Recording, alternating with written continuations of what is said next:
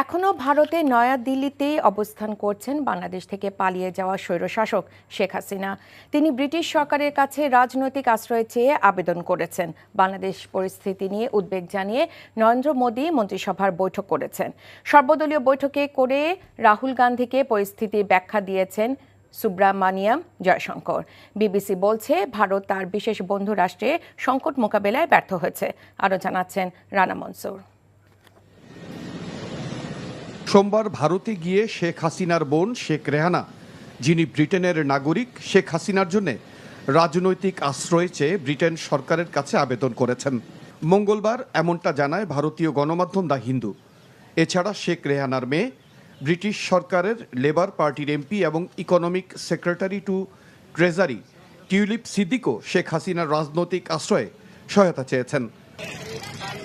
এদিকে সোমবার রাতে নয়াদিল্লিতে সেফ হোমে শেখ হাসিনার সাথে দেখা করেছেন ভারতের নিরাপত্তা উপদেষ্টা অজিত দোভাল।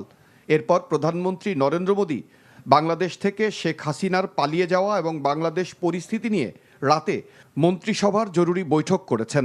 তারা অভিযোগ করেন, শেখ হাসিনার সবচেয়ে ঘনিষ্ঠ উপদেষ্টা চীন এই বিপদের দিনে তার পাশে ছিল না। এদিকে আজ দিল্লিতে পার্লামেন্টে বাংলাদেশের শেখ হাসিনার পতনের ঘটনার সর্বদলীয় বৈঠক ডেকেছে বিজেপি সরকার।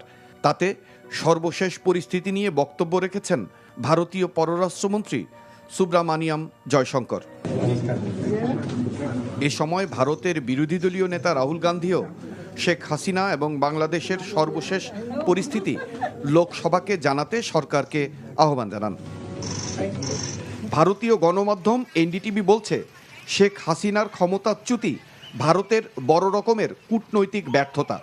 এছাড়া হিন্দুস্তান টাইমস বলছে, জেনারেল ওয়াকারুজ্জামানকে সেনাপ্রধান না করতে ভারত আগেই শেখ হাসিনাকে সতর্ক করেছিল।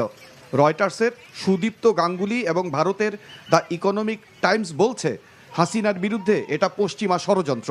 তবে পশ্চিমবাংলা রাজ্যের কলকাতায় শেখ হাসিনার বিরুদ্ধে ব্যাপক বিক্ষোভ মিছিল হয়েছে। রানা মঞ্জুর, এনটিভি ইন্টারন্যাশনাল ডেস্ক।